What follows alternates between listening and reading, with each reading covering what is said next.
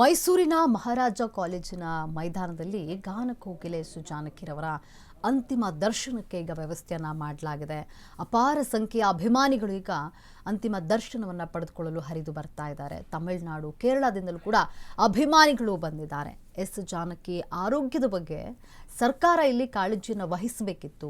ಇದ್ದಾಗ ಬಾರದೆ ಇರುವಂತಹ ಸರ್ಕಾರ ಈಗ ಯಾಕೆ ಬರಬೇಕು ಅಂತ ಹೇಳಿ ಜಾನಕಮ್ಮನವರ ಅಭಿಮಾನಿಗಳು ಬೇಸರವನ್ನು ಹೊರ ಹಾಕ್ತಾ ಇದ್ದಾರೆ. ನೋಡಿ, ಏನು ಇದ್ದಾಗ ಸರ್ಕಾರ ಅವರ ಆರೋಗ್ಯದ ಬಗ್ಗೆ ಕಾಳಜಿಯನ್ನು ವಹಿಸಬೇಕಿತ್ತು, ಆದರೆ ಈಗ ಸರ್ಕಾರ ಮುಂದಾಗ್ತಾ ಇದೆ ಅಂತ ಹೇಳಿ ಜಾನಕಿ ಅಮ್ಮನವರ ಅಭಿಮಾನಿಗಳು ಇಲ್ಲಿ ಬೇಸರವನ್ನು ವ್ಯಕ್ತಪಡಿಸ್ತಾ ಇರುವಂಥದ್ದು. ಮೈಸೂರಿನ ಮಹಾರಾಜ ಗ್ರೌಂಡ್ನಲ್ಲಿ ಈಗ ಜಾನಕಿ ಅಮ್ಮನವರ ಅಂತಿಮ ದರ್ಶನಕ್ಕೆ ವ್ಯವಸ್ಥೆಯನ್ನು ಮಾಡಲಾಗಿದೆ.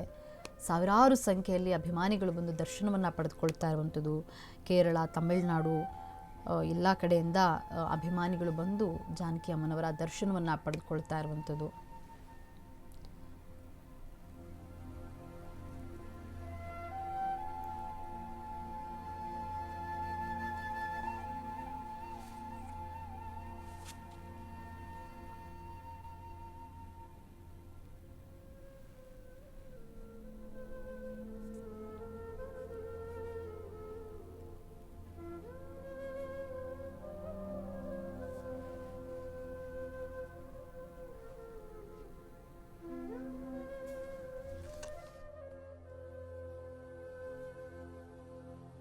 ಗುಣಗ್ತಿರ್ತೀವಿ.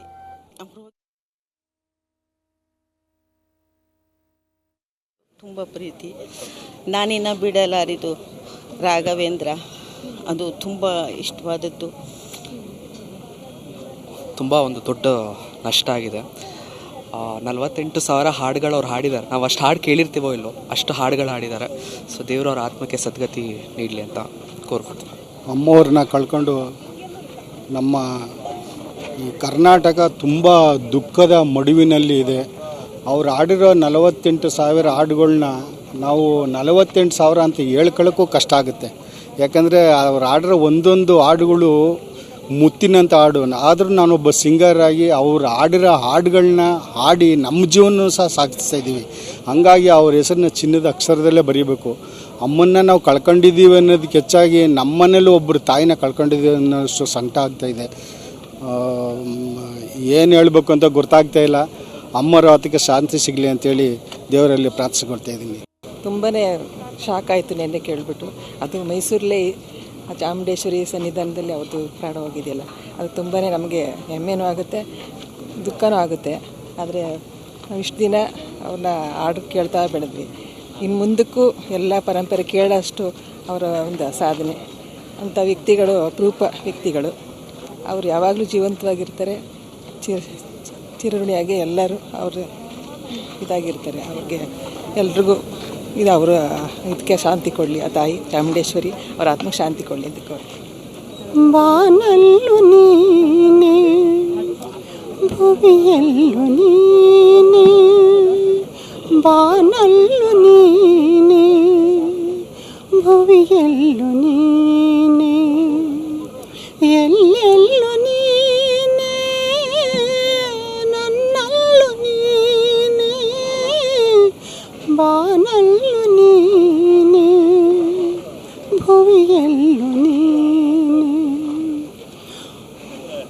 ಹೂವಲ್ಲಿ ನಿನ್ನ ಮೊಗವನ್ನು ಕಂಡೆ, ಮೊಗದಲ್ಲಿ ನಿನ್ನ ಹೂನಗೆಯ ಕಂಡೆ, ಅಲ್ಲಿ ನಿನ್ನ ಚೆಲುವನ್ನು ಕಂಡೆ, ಚೆಲುವಲ್ಲಿ ನಿನ್ನ ಹೊಲವನ್ನು ಕಂಡೆ, ಹೊಲವಿಂದ ಬಾಳ ಹೊಸ ದಾರಿ ಕಂಡೆ, ನೋವಲ್ಲು ನೀನೆ ನಗುವಲ್ಲು ನೀನೆ, ನೋವಲ್ಲು ನೀನೆ ನಗುವಲ್ಲು ನೀನೆ, ಎಲ್ಲೆಲ್ಲು ನೀನೆ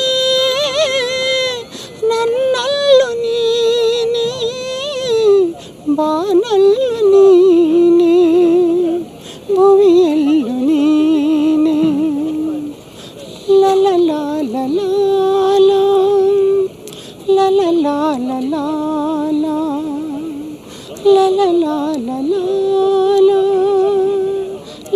ಲಾ ಲಾ ಲಾ ಲಾ. ನಾವು ಶಾರದೆನ ಸಾಕ್ಷಾತ್ ಶಾರದೆನ ನೋಡಿಲ್ಲ. ಗಾಯಕಿಯರಿಗೆ ಇವರೇ ಸರಸ್ವತಿ ಶಾರದೆ ಎಲ್ಲ. ಇವತ್ತು ಆಲ್ಮೋಸ್ಟ್ ಕಳ್ಕೊಂಡು ತುಂಬ ದುಃಖ ಆಗಿದೆ. ಬಟ್ ಒಂದು ಸಂತೋಷ ಏನಂದರೆ ನಮ್ಮ ಕನ್ನಡ ನಾಡಿನಲ್ಲೇ ಇರ್ತಾರೆ, ಎಲ್ಲಿ ಹೋದರೂ ನಮ್ಗೆ ಇಲ್ಲೇ ಅವ್ರು ಸಿಗ್ತಾರೆ ಅನ್ನೋದು ಒಂದು ಒಂದು ಒಂದು ಒಂದು ರೀತಿ ಅಂತ ವಿಶ್ವಾಸ ಅಂತ ಹೇಳ್ಬೋದು. ಆ್ಯಂಡ್ ಅಮ್ಮನ ಯಾವ ಥರ ನೆನೆಸ್ಕೋಬೇಕು ಅಂದರೆ ಅಮ್ಮನ ಸರಳತನ ನೆನೆಸ್ಕೊಳ್ಬೇಕು. ಈ ಥರದ ಹಾಡಿಲ್ಲ ಅಂತಿಲ್ಲ, ಎಲ್ಲ ರೀತಿಯ ಹಾಡುಗಳನ್ನು, ಭಕ್ತಿಗೀತೆ ಆಗಿರ್ಬೋದು, ಭಾವಗೀತೆ ಆಗಿರ್ಬೋದು, ಕ್ಲಬ್ ಸಾಂಗ್ಸ್ ಆಗಿರ್ಬೋದು, ಎಲ್ಲ ರೀತಿಯ ಹಾಡುಗಳಿಗೆ ಎಲ್ಲ ಗಾಯಕರಿಗೆ ಅವ್ರದ್ದು ಎನ್ಸೈಕ್ಲೋಪೀಡಿಯಾ ಅಂತ ಹೇಳ್ಬೋದು. ಇವತ್ತು ಇಷ್ಟು ಜನರು ಅವರನ್ನು ಎಷ್ಟೋ ದೂರದಿಂದ ಬಂದು ಅವರನ್ನು ನೋಡ್ತಾ ಇದ್ದಾರೆ ಅಂದರೆ ಅವ್ರು ಗಳಿಸಿರುವಂಥ ಪ್ರೀತಿ ವಿಶ್ವಾಸ ಅಷ್ಟೇ ಸಾಕ್ಷಿ ಆಗುತ್ತೆ. ನಮ್ಮಂಥ ಗಾಯಕರಿಗೆ ಅವ್ರ ಆರಾಧದಲ್ಲಿ ಇದ್ವಿ ಅಂತ ಹೇಳೋದೇ ನಾವೊಂದು ಸಂತೋಷ. ಸುಮಾರು ವೇದಿಕೆಗಳಲ್ಲಿ ಅವ್ರನ್ನ ಹಂಚ್ಕೊಂಡಿದ್ದೇನೆ ಗಾಯನದಲ್ಲಿ. ಮುಂದಿನ ಯುವ ಪೀಳಿಗೆಗೆ ಅವರ ಹಾಡುಗಳೇ ದೊಡ್ಡ ಮಾರ್ಗದರ್ಶನ ಆಗುತ್ತೆ ಅಂತ ಹೇಳ್ತೀನಿ. ಅಮ್ಮನ ಆತ್ಮಕ್ಕೆ ಶಾಂತಿ ಸಿಗಲಿ. ನಮಗೆ ಯಾವಾಗಲೂ ಗುಣಗ್ತಿರ್ತೀವಿ. ಅವ್ರು ಹೋಗಿರೋದು ತುಂಬ ನಷ್ಟ, ನಮಗೆ ತಡ್ಕೊಳಕ್ಕಾಗದಿದ್ದಷ್ಟು ದುಃಖ. ಅವರ ಅಭಿಮಾನಿಗಳು ತುಂಬ ಪ್ರೀತಿ. ನಾನಿನ್ನ ಬಿಡಲಾರಿದು ರಾಘವೇಂದ್ರ, ಅದು ತುಂಬ ಇಷ್ಟವಾದದ್ದು. ತುಂಬ ಒಂದು ದೊಡ್ಡ ನಷ್ಟ ಆಗಿದೆ. 48,000 ಹಾಡುಗಳು ಅವ್ರು ಹಾಡಿದ್ದಾರೆ. ನಾವು ಅಷ್ಟು ಹಾಡು ಕೇಳಿರ್ತೀವೋ ಇಲ್ಲೋ, ಅಷ್ಟು ಹಾಡುಗಳು ಹಾಡಿದ್ದಾರೆ. ಸೊ ದೇವರು ಅವ್ರ ಆತ್ಮಕ್ಕೆ ಸದ್ಗತಿ ನೀಡಲಿ ಅಂತ ಕೋರ್ಕೊಳ್ತೀವಿ. ಅಮ್ಮವ್ರನ್ನ ಕಳ್ಕೊಂಡು ನಮ್ಮ ಈ ಕರ್ನಾಟಕ ತುಂಬ ದುಃಖದ ಮಡುವಿನಲ್ಲಿ ಇದೆ. ಅವ್ರು ಆಡಿರೋ 48,000 ಹಾಡುಗಳ್ನ ನಾವು 48,000 ಅಂತ ಹೇಳ್ಕೊಳ್ಳೋಕ್ಕೂ ಕಷ್ಟ ಆಗುತ್ತೆ. ಯಾಕಂದರೆ ಅವ್ರು ಆಡಿರೋ ಒಂದೊಂದು ಹಾಡುಗಳು ಮುತ್ತಿನಂಥ ಹಾಡು. ಆದರೂ ನಾನೊಬ್ಬ ಸಿಂಗರ್ ಆಗಿ ಅವ್ರು ಆಡಿರೋ ಹಾಡುಗಳನ್ನ ಹಾಡಿ ನಮ್ಮ ಜೀವನ ಸಹ ಸಾಗಿಸ್ತಾ ಇದ್ದೀವಿ. ಹಂಗಾಗಿ ಅವ್ರ ಹೆಸರನ್ನ ಚಿನ್ನದ ಅಕ್ಷರದಲ್ಲೇ ಬರೀಬೇಕು. ಅಮ್ಮನ್ನ ನಾವು ಕಳ್ಕೊಂಡಿದ್ದೀವಿ ಅನ್ನೋದಕ್ಕೆ ಹೆಚ್ಚಾಗಿ ನಮ್ಮನೇಲೂ ಒಬ್ಬರು ತಾಯಿನ ಕಳ್ಕೊಂಡಿದ್ದೀವಿ ಅನ್ನೋಷ್ಟು ಸಂಕಟ ಆಗ್ತಾಯಿದೆ. ಏನು ಹೇಳಬೇಕು ಅಂತ ಗೊತ್ತಾಗ್ತಾ ಇಲ್ಲ. ಅಮ್ಮರ ಆತಕ್ಕೆ ಶಾಂತಿ ಸಿಗಲಿ ಅಂತೇಳಿ ದೇವರಲ್ಲಿ ಪ್ರಾರ್ಥಿಸ್ಕೊಳ್ತಾ ಇದ್ದೀನಿ. ತುಂಬಾ ಶಾಕ್ ಆಯಿತು ನೆನ್ನೆ ಕೇಳಿಬಿಟ್ಟು. ಅದು ಮೈಸೂರಲ್ಲೇ ಚಾಮುಂಡೇಶ್ವರಿ ಸನ್ನಿಧಾನದಲ್ಲಿ ಅವ್ರದ್ದು ಪ್ರಾಣವಾಗಿದೆಯಲ್ಲ, ಅದು ತುಂಬಾ ನಮಗೆ ಹೆಮ್ಮೆನೂ ಆಗುತ್ತೆ, ದುಃಖನೂ ಆಗುತ್ತೆ. ಆದರೆ ನಾವು ಇಷ್ಟು ದಿನ ಅವ್ರನ್ನ ಹಾಡು ಕೇಳ್ತಾ ಬೆಳೆದ್ವಿ. ಇನ್ನು ಮುಂದಕ್ಕೂ ಎಲ್ಲ ಪರಂಪರೆ ಕೇಳೋಷ್ಟು ಅವರ ಒಂದು ಸಾಧನೆ. ಅಂಥ ವ್ಯಕ್ತಿಗಳು ಅಪರೂಪ ವ್ಯಕ್ತಿಗಳು. ಅವರು ಯಾವಾಗಲೂ ಜೀವಂತವಾಗಿರ್ತಾರೆ, ಚಿರಋಣಿಯಾಗಿ ಎಲ್ಲರೂ ಅವರು ಇದಾಗಿರ್ತಾರೆ. ಅವ್ರಿಗೆ ಎಲ್ರಿಗೂ ಇದು ಅವರ ಇದಕ್ಕೆ ಶಾಂತಿ ಕೊಡಲಿ ಆ ತಾಯಿ ಚಾಮುಂಡೇಶ್ವರಿ, ಅವರ ಆತ್ಮಕ್ಕೆ ಶಾಂತಿ ಕೊಡಲಿ ಅಂತ ಕೋರ್ತೀನಿ.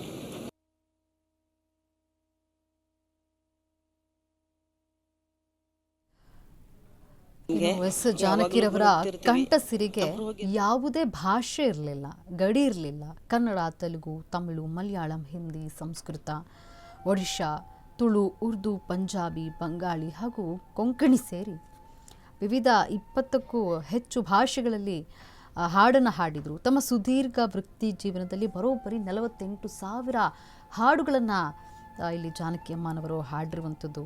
ಅವರ ಧ್ವನಿಯನ್ನು ನೀಡಿದ್ದಾರೆ. ವಿಶೇಷವಾಗಿ ಕನ್ನಡ ಚಿತ್ರರಂಗದಲ್ಲಿ ಅವರ ಸ್ಪಷ್ಟ ಉಚ್ಚಾರಣೆ ಮತ್ತು ಧ್ವನಿ ಇದೆಯಲ್ಲ, ಇದನ್ನು ನೋಡಿ ನಮ್ಮ ಕನ್ನಡಿಗರು ಎಷ್ಟೋ ಜನ ಇವರು ನಮ್ಮ ಕರ್ನಾಟಕದವರೇ ಅಂತ ಅಂದ್ಕೊಂಡ್ಬಿಟ್ಟಿದ್ರು, ನಮ್ಮ ಕನ್ನಡಿಗರೇ ಇವರು ಅಂತ ಅಂದ್ಕೊಂಡಿದ್ರು. ಅಷ್ಟು ಸ್ಪಷ್ಟವಾಗಿ ಕನ್ನಡ ಹಾಡುಗಳನ್ನು ಹಾಡ್ತಾ ಇದ್ರು ಇವರು. ಜೊತೆಗೆ ಎಷ್ಟು ಸರಳತೆ ಅಂದರೆ ಪ್ರತಿಯೊಬ್ಬರನ್ನೂ ಕೂಡ ಅಷ್ಟು ಆತ್ಮೀಯತೆಯಿಂದ ಮಾತಾಡಿಸ್ತಾ ಇದ್ರು. 48,000 ಹಾಡುಗಳನ್ನು ಹಾಡಿದ್ದಾರೆ, 4 ರಾಷ್ಟ್ರ ಪ್ರಶಸ್ತಿಗಳನ್ನು ಪಡೆದುಕೊಂಡಿದ್ದಾರೆ. ಇಷ್ಟೆಲ್ಲ ಇದ್ದರೂ ಕೂಡ ತುಂಬ ಸರಳತೆಯಿಂದ ಇರ್ತಾಯಿದ್ರು.